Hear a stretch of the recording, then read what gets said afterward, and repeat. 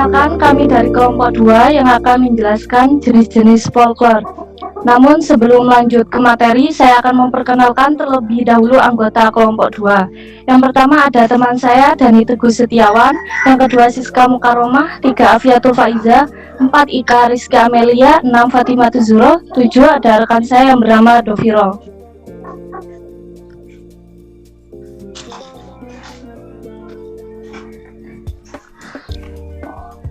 Kelompok 2 akan menjelaskan mengenai jenis-jenis folklore. Folklore dibagi menjadi beberapa jenis, yaitu yang pertama folklore lisan, yang kedua folklore setengah lisan, 3 folklore bukan lisan, 4 folklore anak, 5 folklore remaja, 6 folklore dewasa, 7 folklore primer dan sekunder, dan yang terakhir pembagian folklore yaitu folklore kolektif luas dan sempit. Selanjutnya akan dijelaskan oleh teman saya.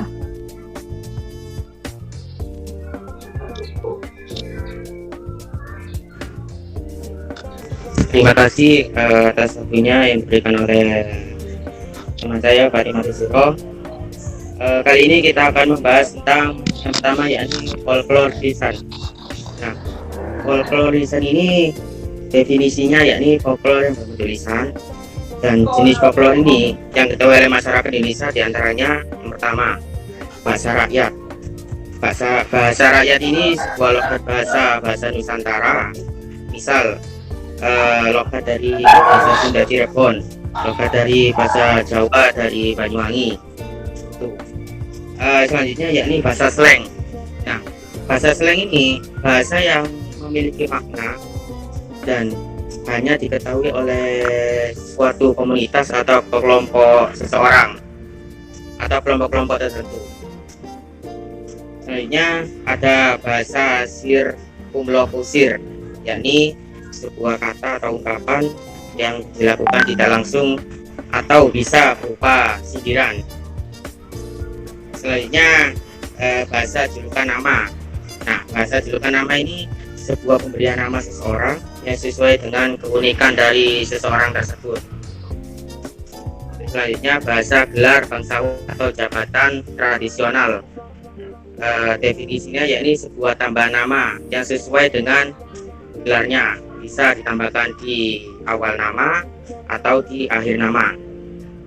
Selanjutnya bahasa bertingkat. Nah, bahasa bertingkat ini yakni bahasa yang memiliki makna sama namun sebutan yang berbeda dan melihat dari tingkat kesopanan yang berbeda.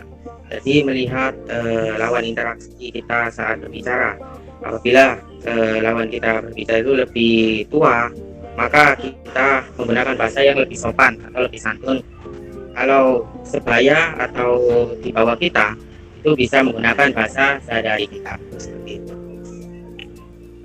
Untuk selanjutnya folklore lisan ini ada ungkapan tradisional. Ungkapan tradisional ini sebuah peribahasa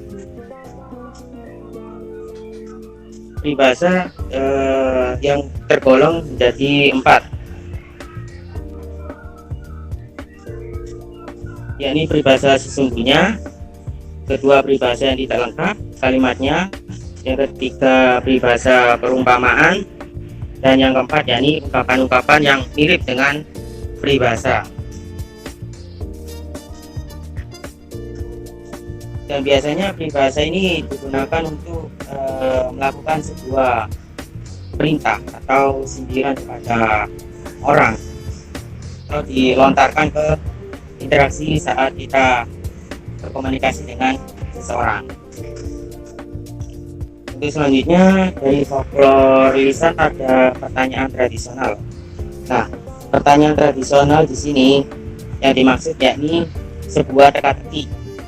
Teka-teki adalah pertanyaan yang jawabannya itu sudah ditentukan oleh jumlah suku katanya atau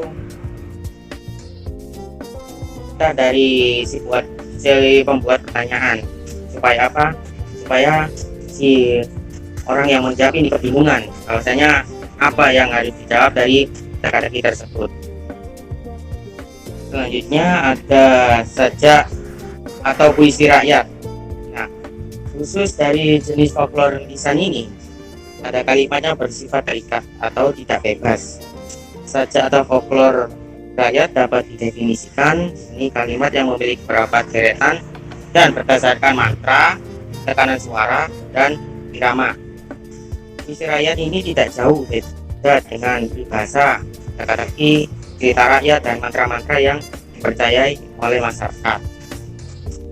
Dan fungsi dari sajak atau puisi rakyat ini yakni sebagai alat kendali sosial yang mengandung sifat hiburan, menarik perhatian dalam sebuah permainan untuk menguji kesabaran orang lain dengan cara menekan dan mengganggunya.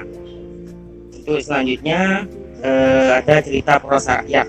Ya, cerita prosa rakyat ini dibedakan menjadi 3 golongan, yakni yang pertama mite, yang kedua bentuk cerita prosa rakyat lainnya legenda,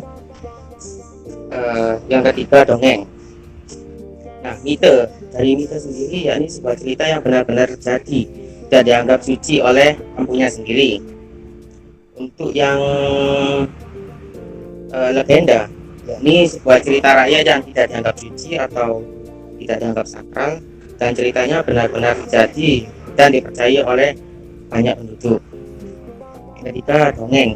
Nah, dongeng ini bentuk prosa rakyat yang menceritakan tentang kejadian yang tidak bisa dilogikakan atau bisa disebut dengan sebuah khayalan yang tidak benar-benar terjadi. Seperti itu. Yang terakhir dari folklore lisan ada nyanyian rakyat. Nah, nyanyian rakyat ini merupakan jenis folklore yang terdiri dari beberapa kata dan mempunyai nada tersendiri di setiap kalimatnya. Nyanyian rakyat seperti halnya dengan lagu yang berfungsi untuk sebagai pelipur lara, terus nyanyian untuk mengiringi permainan anak-anak, nyanyian untuk baris berbaris, dan sebagainya. Nah, itu tadi pengertian dari beberapa poin folklore lisan. Ini saja yang dari saya, mungkin bisa dilanjutkan kepada teman saya berikutnya. Terima kasih.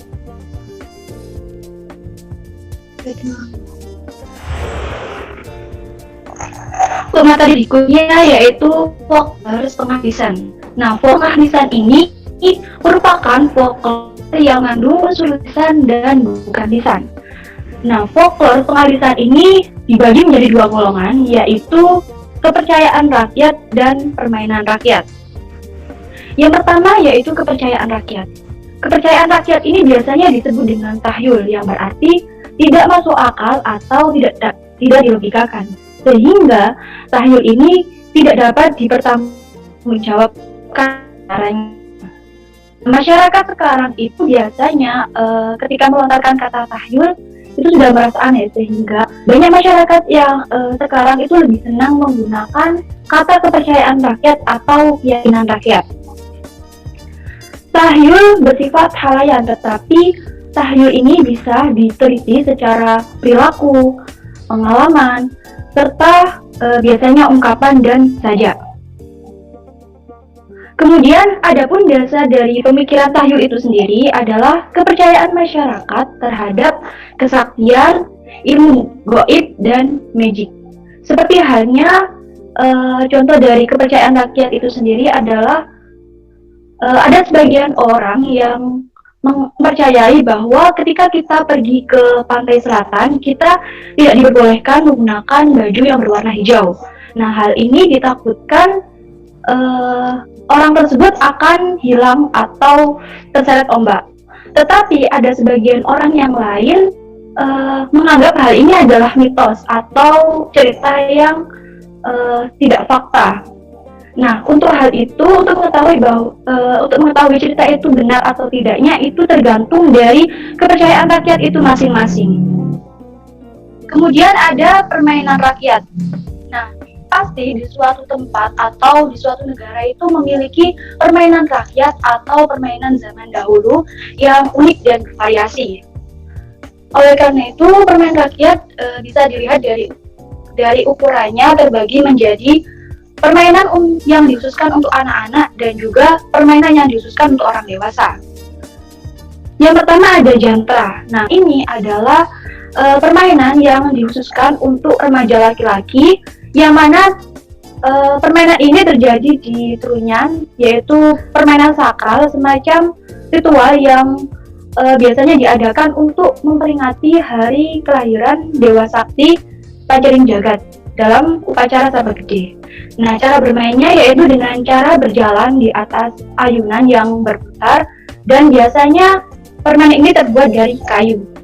Kemudian ada permainan Macingklak. Nah, permainan ini adalah permainan yang terkenal di Pulau Jawa, dan biasanya permainan ini dilakukan oleh remaja laki-laki dan remaja perempuan.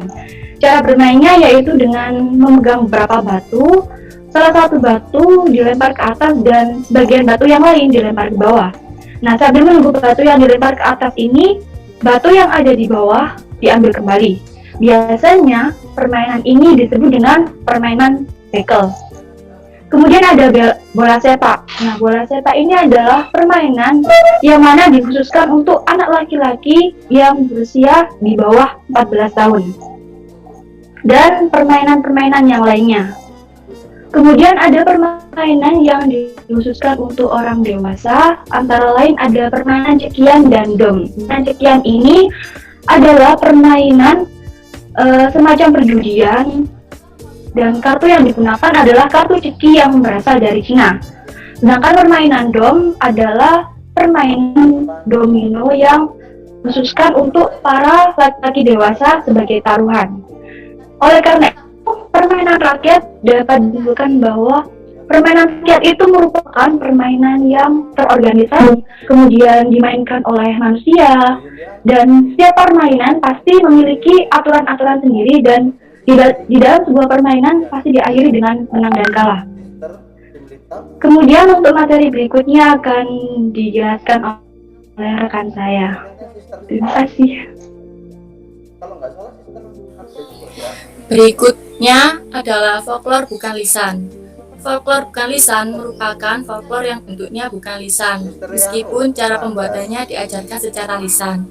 Folklor bukan lisan terdiri atas material atau benda dan non-material atau bukan benda.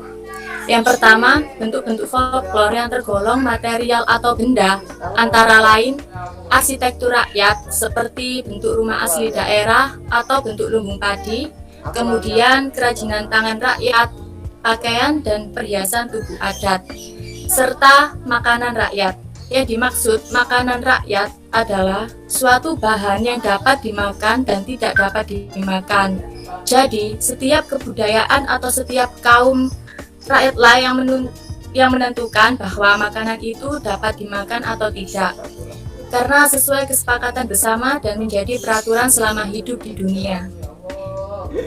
Makanan juga memiliki konsep bahwa makanan tidak tumbuh di daratan saja, melainkan di laut bisa. Untuk itu, dalam kehidupan masyarakat juga perlu berpikir bahwa setiap daerah memiliki makanan ciri khas yang sekiranya untuk kelangsungan hidup. Contohnya, di daerah yang suasananya dingin, pastinya sering mengkonsumsi makanan yang hangat atau panas, begitupun sebaliknya.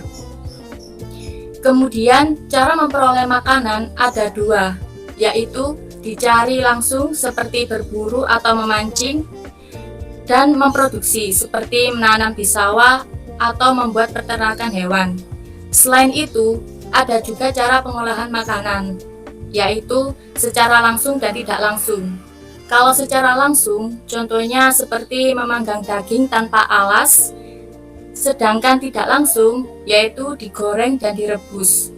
Sebuah makanan bisa diartikan sebagai simbolik yang mengandung makna sosial, agama, dan lain-lain, sehingga makanan berfungsi untuk mempererat persatuan dalam kehidupan masyarakat.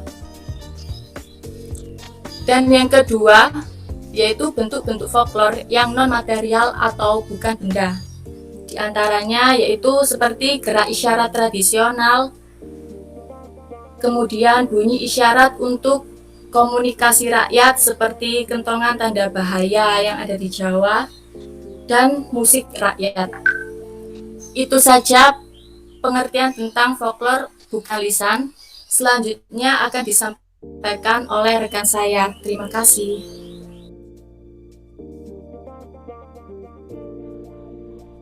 Yang selanjutnya adalah folklore anak. Di sini folklore anak dibagi menjadi satu konsep folklore anak. Secara psikologi, anak sudah mampu menerima folklore. Pikirannya yang jauh lebih kuat mengingat sesuatu dibanding usia anak pasti gemar bermain dalam kehidupannya pun ada unsur folklore yang dilakukan.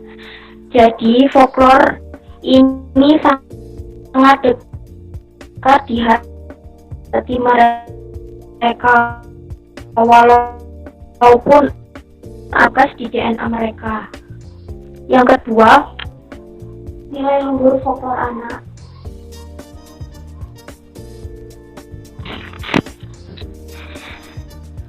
Di sini cerita anak memerlukan bacaan yang menimbulkan kelucuan, kegembiraan, atau kebahagiaan buat mereka.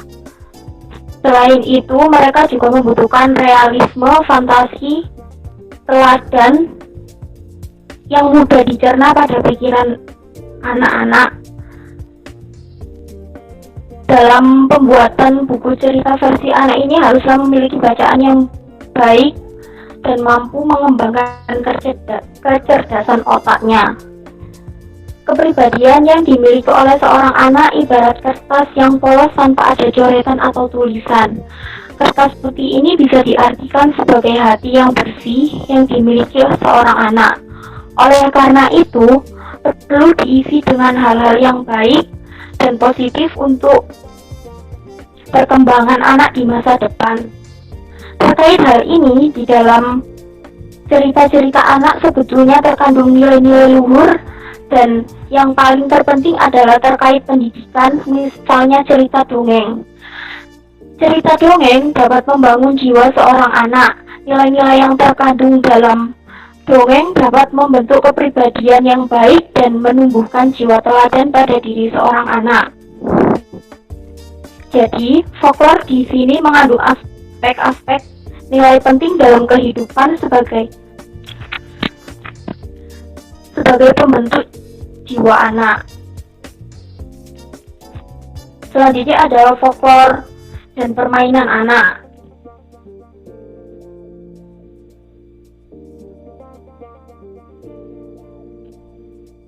Perkembangan yang begitu besar di dalam dunia anak terdapat pada puisi tradisional.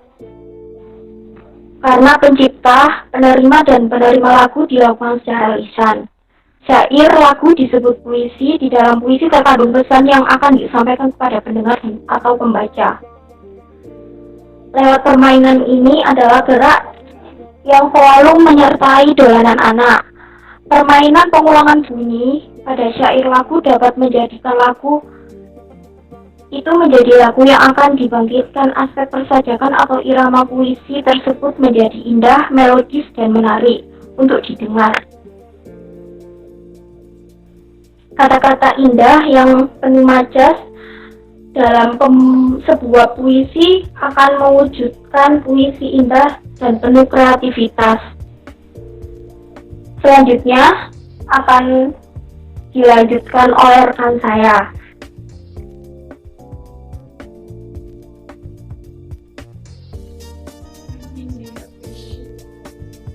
Folklore remaja.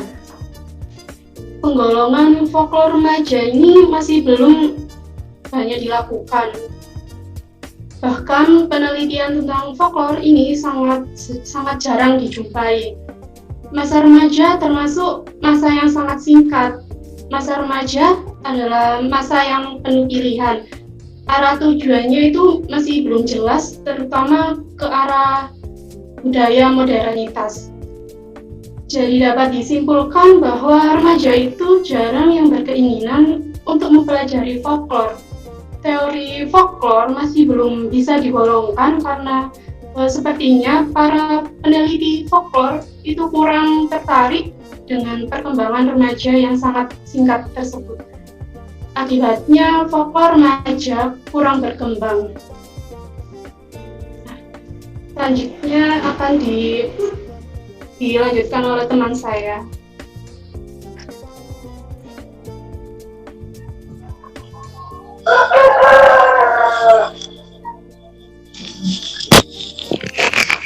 folklore dewasa. Pada folklore dewasa ini berbeda dengan folklore remaja yang pada masa-masa remajanya adalah masa yang penuh pilihan dan hidupnya masih belum jelas. Orang dewasa dapat memandang keseluruhan folklore. Orang dewasa adalah makhluk yang kompleks dan mampu mengekspresikan apa yang ada di dunianya. Folklore adalah tempat mengekspresikan kehidupan orang dewasa, karena orang dewasa semakin banyak tuntutan, semakin indah dan berwarna pula kehidupannya. Jangan heran kalau folklore dewasa akan mengungkapkan hal-hal yang aneh, hal-hal yang berbeda, karena begitu banyak warna kehidupan yang sudah dialaminya. Nah, contoh permasalahan yang sering dialami oleh orang dewasa adalah perselingkuhan, masalah ekonomi, kebebasan publik sebagai aspek kehidupan sosial, celah rumah tangga yang sudah dialami sejak awal menikah. Bahkan yang umur pernikahannya sudah sampai puluhan tahun pasti menghadapi konflik dalam kehidupannya sehari-hari, dan sudah banyak warna kehidupan yang sudah dialaminya. Penelitian ini harus perlu metode yang tepat melalui metode penelitian sosiologi. Selanjutnya akan dijelaskan oleh rekan saya.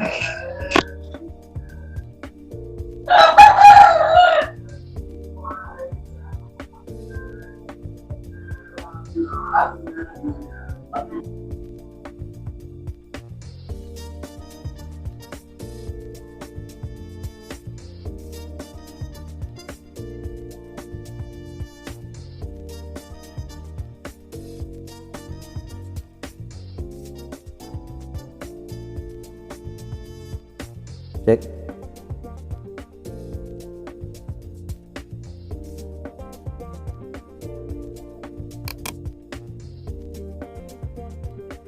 Sudahkah?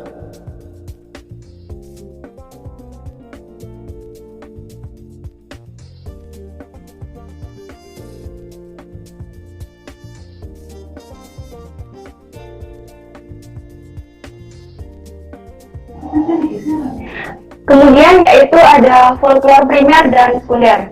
Jadi bentuk lisan ini terdiri atas primer dan sekunder. Nah, folklore ini merupakan bagian dari tradisi lisan. Dalam dunia folklore itu tidak berbeda dengan tradisi lisan, bahwa folklore itu terdiri atas folklore primer dan sekunder. Adapun folklore primer itu yaitu karya yang masih murni tanpa ada sedikit pun perubahan. Sedangkan folklore sekunder adalah karya yang tidak murni lagi, artinya karya tersebut sudah mengalami perubahan.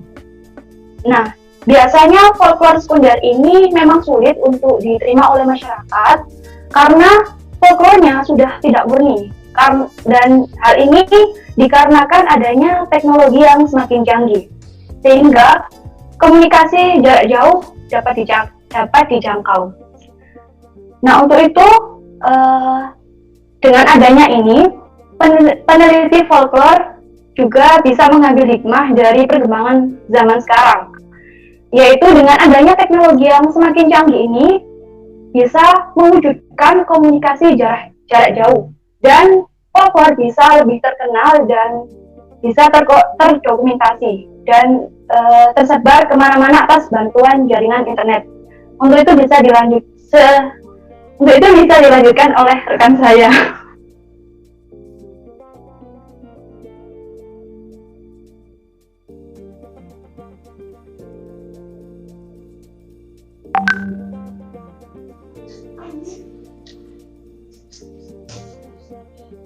Folklore kolektif luas dan sempit. Folklore kolektif sempit. Folklore ini mengacu pada objek folklore yang berlaku, berkembang, dan dituturkan oleh komunitas yang sempit atau terbatas. Biasanya mengacu pada wilayah geografis dan suku tertentu. Contohnya yaitu masyarakat di Gunung Bromo. Folklore pada masyarakat Gunung Bromo ini berlaku secara primer dan hanya diakui sebagai kepemilikan masyarakat terbatas saja, walaupun bisa saja diketahui oleh masyarakat luar wilayah atau suku tersebut. tetapi hanya bisa dipahami sebagai folklore sekunder. Folklore kolektif luas ini juga mengacu pada objek folklore yang berlaku, berkembang dan dituturkan oleh komunitas, tetapi komunitas yang lebih luas. Folklore ini memiliki komunitas penutur yang lebih luas, bahkan multikultural, walaupun memiliki batasan kolektif. Hal ini dikarenakan folklore ini tidak hanya dikenal, tetapi juga dituturkan oleh masyarakat yang tidak terbatas. Dan kepemilikan folklore ini juga luas. Contohnya folklore Nusantara. Pada awalnya folklore jenis ini termasuk folklore kolektif terbatas, tetapi karena masyarakatnya yang mendomisili suatu daerah tertentu dan menjadi mayoritas, maka budaya folklore yang dibawa akan mempengaruhi budaya yang di sekitarnya. Terima kasih.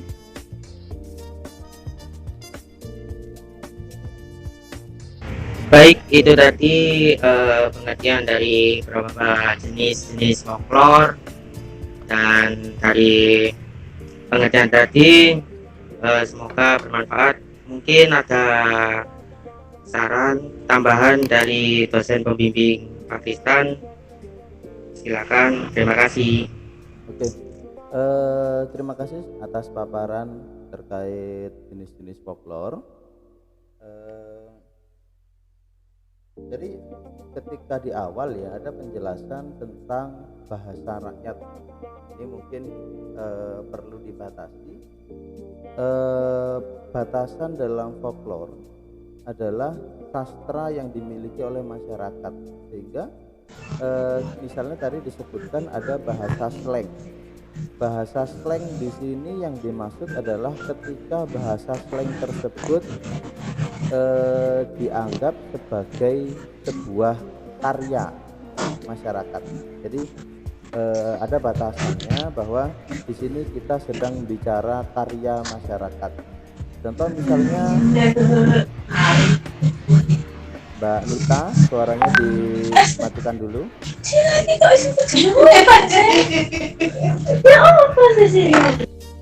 Oke. Jadi kembali ke bahasa slang atau bahasa yang diciptakan secara rahasia atau menjadi bahasa khas dari sebuah komunitas gitu ya. Jadi bahasa-bahasa ini dalam kacamata folklore dianggap sebagai karya milik masyarakat. Misalnya ada lagi bahasa khas Malangan gitu ya, bahasa Walian yang khas digunakan oleh masyarakat Malang. Nah, bahasa ini juga dianggap sebagai sebuah karya masyarakat dalam bentuk bahasa, gitu ya. Jadi itu batasan kacamatanya, sehingga tidak sampai semua bentuk bahasa dikatakan folklore. Jadi selama bahasa itu dikreasikan oleh masyarakat menjadi bentuk kekhasan masyarakat secara terbatas dalam komunitasnya, maka itu disebut sebagai karya, gitu ya. Maka masuk dalam pembahasan folklore. Belum banyak kajian-kajian folklore yang membahas bahasa rakyat. Kalau untuk ungkapan rakyat banyak, ungkapan rakyat, sindiran rakyat, kemudian lagu-lagu rakyat, kemudian ada teka-teki rakyat, itu banyak.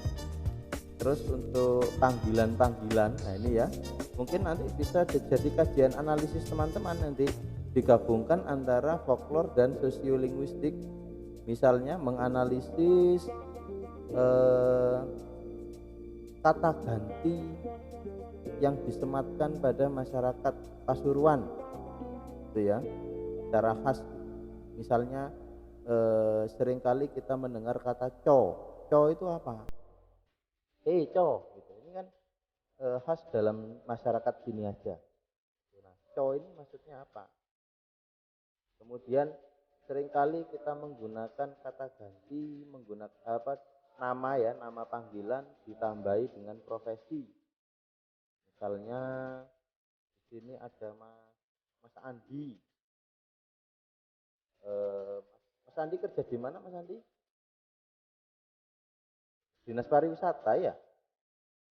Iya, Singkatannya apa? mohon izin sama bekerja, Pak. Iya, Dinas Iya, Pak. Pariwisata itu singkatannya apa? Kenapa? Dinas Pariwisata disingkat apa? Di Sparbud, Pak. Ya, misalnya Dinas Pariwisata yang Kebudayaan, Pak. kita sering manggil Disparbud gitu ya. Iya. Andi Disparbud gitu. Jadi ada Andi Disparbud. Kali ono Andi Jeragan Semen gitu ya. Ono Andi Terigu mungkin ya. Nah, ini ada Andi Disparbud gitu. Nah, penggunaan kata ganti seperti ini juga bentuk kreasi masyarakat gitu ya, yang juga bisa menjadi bahan penelitian kita gitu. Sebenarnya banyak bahan penelitian untuk bahasa masyarakat itu banyak. Berikutnya tadi di akhir ada sastra apa tadi, terbatas, dan apa tadi yang terakhir, folklore apa tadi? Bisa ditampilkan lagi PPT-nya? Folklore kolektif luas dan sempit. Nah, ada folklore kolektif luas dan folklore kolektif sempit. Ada beberapa folklore yang menjadi terkenal secara luas. Contoh misalnya ada Putri Tidur gitu ya. Ada Putri Salju, Putri Tidur gitu tuh ya, cerita-cerita rakyat dari Eropa itu ya, yang kemudian terkenal sampai ke sini. Kemudian ada folklore tentang Samson, folklore tentang banyak cerita-cerita yang biasanya dibawa oleh agama ya. Jadi ada unsur keagamaan di situ sehingga menjadi meluas. Yang dimaksud meluas di sini pada akhirnya folklore tersebut menjadi banyak dikenal oleh masyarakat bahkan di seluruh dunia. Ada pula folklore yang dalam konteks kolektif sempit, di mana ya hanya komunitas satu desa atau bahkan satu kelompok itu saja yang paham. Di luar itu tidak paham, ya. Jadi ada folklore yang luas dan folklore yang sempit. Keluasan folklore salah satunya juga dipengaruhi oleh adanya penceritaan ulang. Jadi ada proses di mana masyarakat itu menceritakan ulang folklore daerahnya ke daerah yang lain. Contoh misalnya, kenapa kok kita kemudian sekarang sudah kenal ada cerita tentang Bigfoot, kemudian dongeng kerudung merah dan serigala gitu ya. Itu bagaimana kita bisa mengetahui cerita-cerita itu? Ini tidak lepas dari usaha untuk menerjemahkan, kemudian mentransformasi bentuknya. Kalau yang dulunya mungkin di daerah aslinya hanya dalam bentuk cerita lisan ya, maka sudah ada bentuk filmnya, komik, buku, bahkan diganti dengan berbagai versi cerita yang lain. Bahkan sampai-sampai ada beberapa film gitu ya, beberapa film yang mengangkat kisah kerudung merah dan serigala tapi dalam versi yang berbeda. Jadi direkonstruksi, kemudian diubah ceritanya ya, diubah versinya, diubah sudut pandangnya, diubah gaya penceritaannya. Jadi ada proses untuk terus menerus menciptakan karya itu berulang gitu ya, sehingga folklore itu menjadi meluas. Nah, inilah harapan saya ketika teman-teman saya minta untuk mengumpulkan folklore dari masyarakat Kota Pasuruan kemudian dikembangkan dalam berbagai bentuk transformasi yang lain. Bisa novel, bisa dalam bentuk cerpen, bisa dalam bentuk cerita bergambar, atau mungkin juga kalau saat ini lagi lakunya video gitu ya,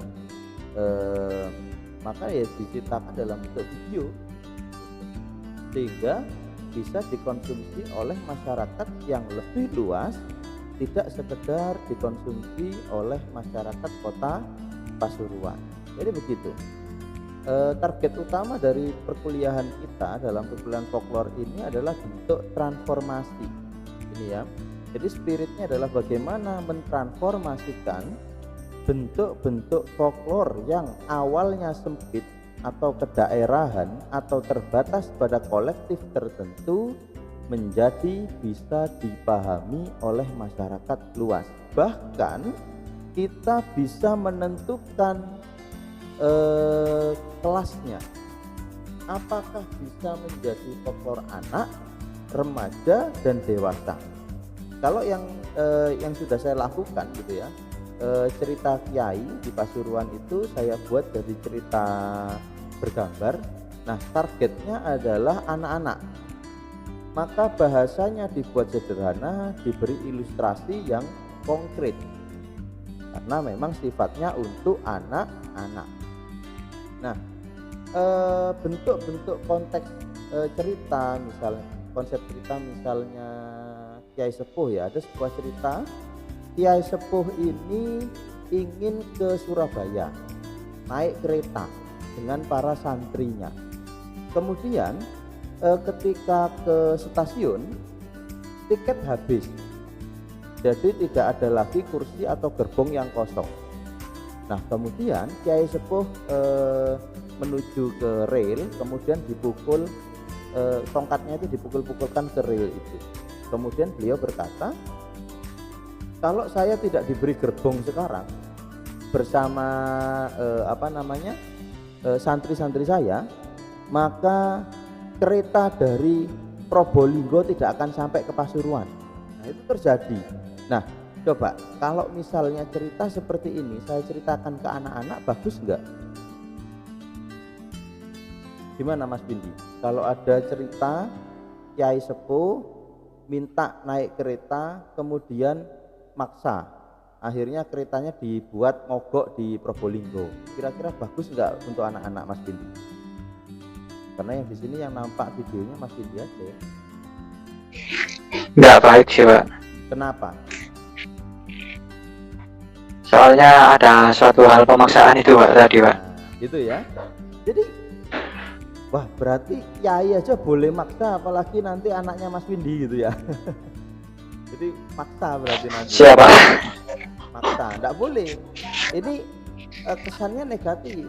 Sama juga ketika Kiai Sepuh dulinan mercon dimarahi oleh bupati saat itu, kemudian ngeyel dengan mengatakan,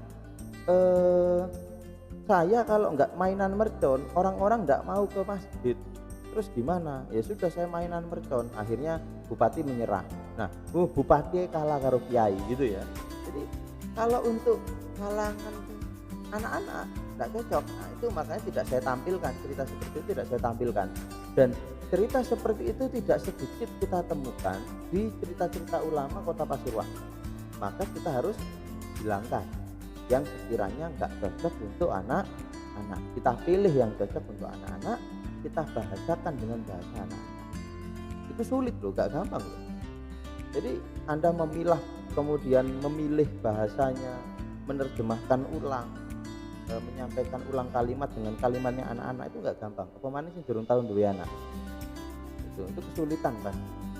Nah, bisa juga cerita-cerita ulama itu kita sampaikan kepada remaja sesuai dengan dinamika problematika remaja. Contoh misalnya masalah percintaan, masalah persahabatan, masalah cita-cita, masalah karir, masalah agama, itu cocok untuk anak-anak. Kita pilih tema-tema yang cocok untuk remaja, untuk remaja. Jadi enggak, kalau remaja kita berikan cerita tentang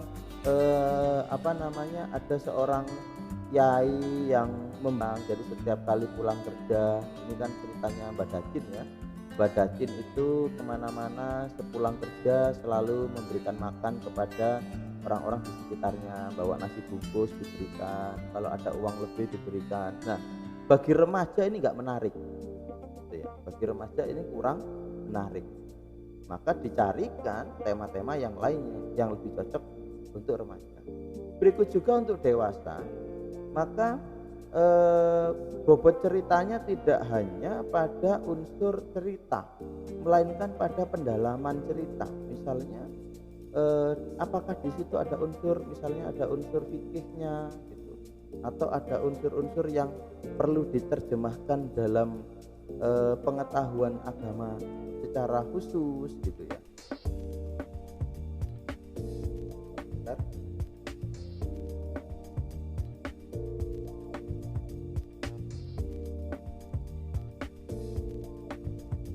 Oke, kita lanjutkan. Jadi seperti itu. Kalau dewasa akan ada diskusinya. Seperti itu tadi boleh. Misalnya kiai tadi minta ada disediakan gerbong. Kenapa? Ya karena ini urusan umat. Karena ada urusan penting, urusan genting dari ulama harus berangkat ke Surabaya. Jadi harus didahulukan, harus ada bentuk penghormatan khusus kepada ulama, sehingga karena ini kepentingan ada kepentingan khusus gitu ya ke Surabaya. Saya lupa ceritanya tujuannya apa ke Surabaya itu. Jadi ada tujuan penting gitu, kepentingan ulama, kepentingan bersama gitu ya. Kalau enggak diberikan gerbong kereta itu akan jadi masalah gitu ya. Nah ini kalau untuk dewasa cocok. Kalau untuk untuk anak-anak kurang cocok. Berikutnya folklore primer dan sekunder. Ini sedikit saya ralat tadi.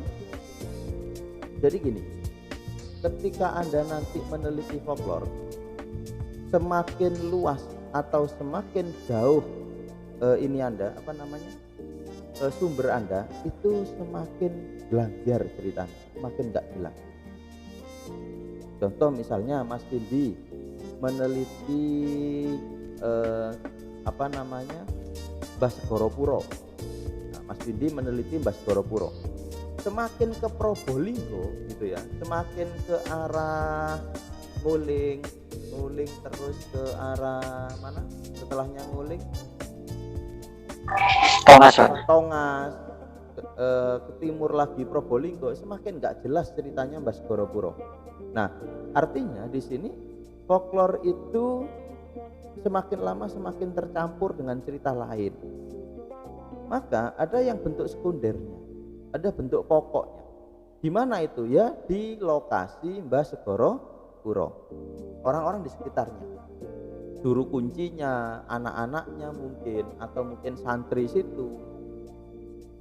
Itu yang menjadi sekunder. Yang primer. Sedangkan yang sekunder itu yang semakin jauh. Coba kita amati cerita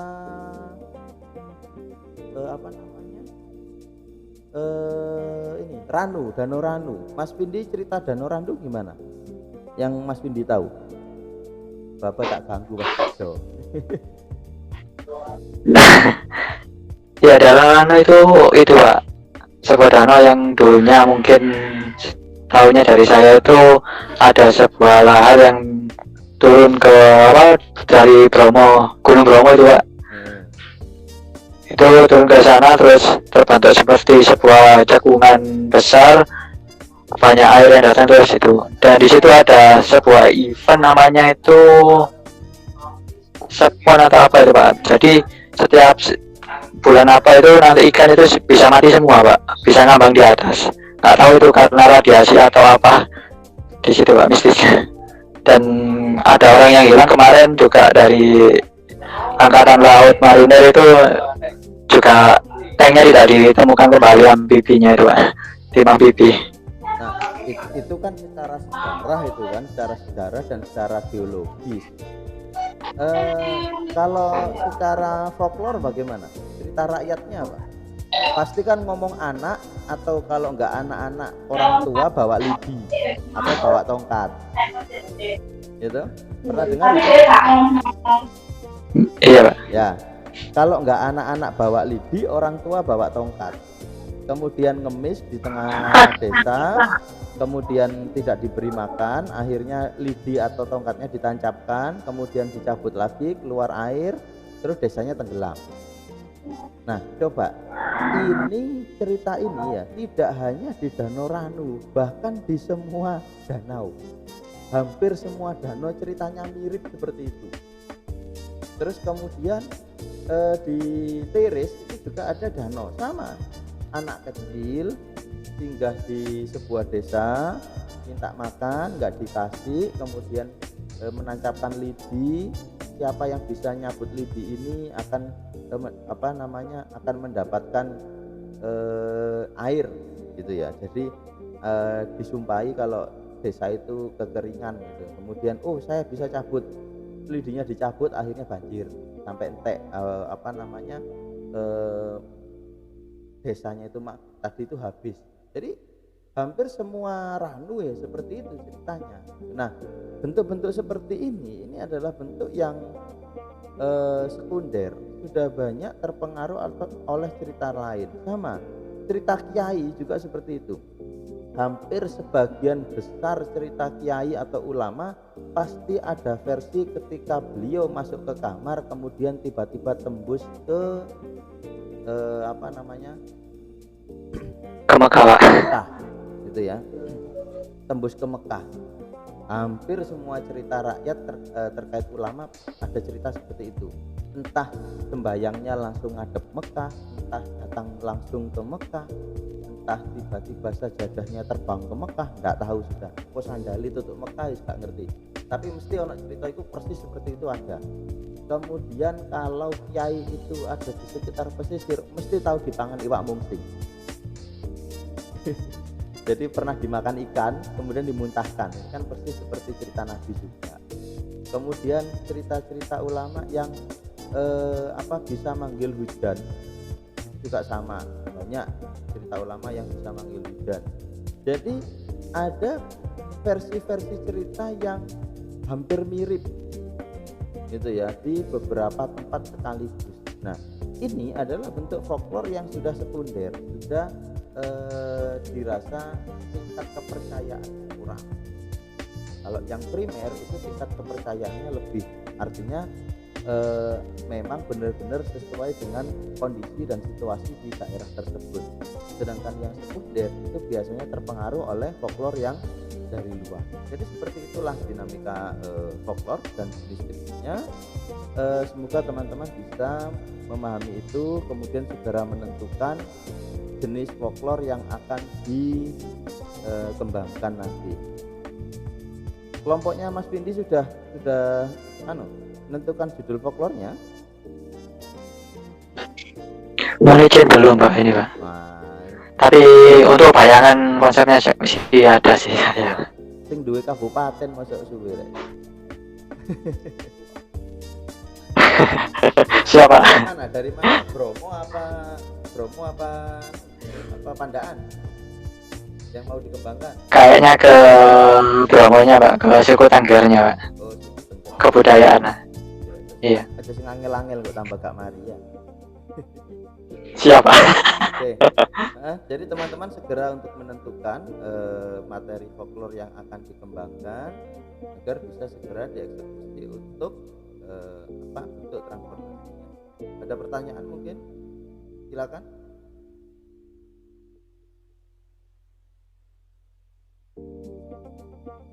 Saya beri waktu untuk pertanyaan.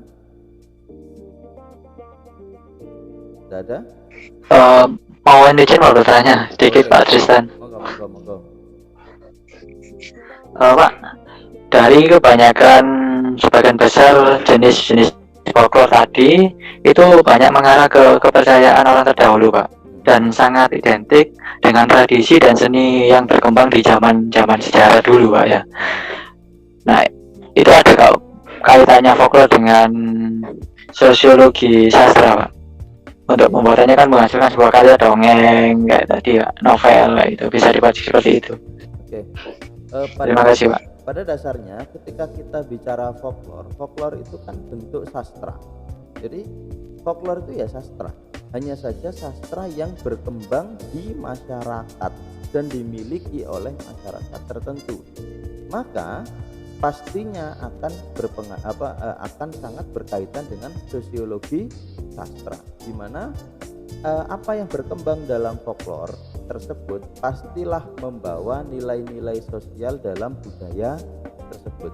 Jadi saya kira kalau misalnya teman-teman punya tugas sosiologi sastra, sama sepertinya nanti ketemunya misalnya Mas Windy ya, analisis tarian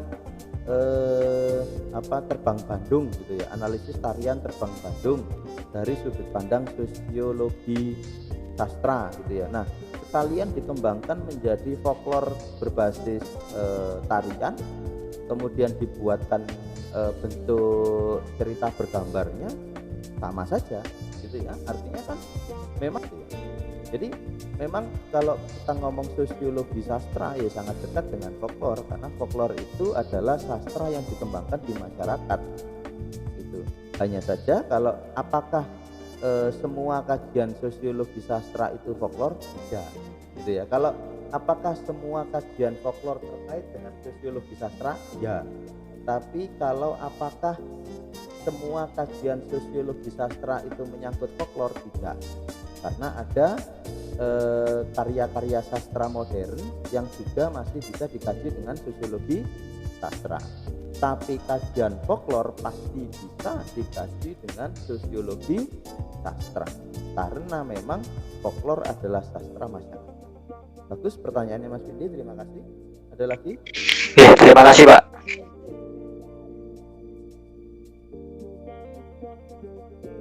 Ada Yohana di sini? Yohana? Enggak. Ya wes. Oke. Baik, kalau seperti itu nggak ada pertanyaan dari kelompok, silakan kelompok. Atau perwakilannya. Oke, kelompoknya sudah menghilang juga. Terima kasih teman-teman atas perhatian dan atensi kehadirannya untuk pertemuan hari ini. Jangan lupa isi absen dan screenshotnya. Ini kalau ini gimana screenshotnya ya? Videonya nggak ditayangkan. Terima kasih. Assalamualaikum warahmatullahi wabarakatuh. Waalaikumsalam. Ternyata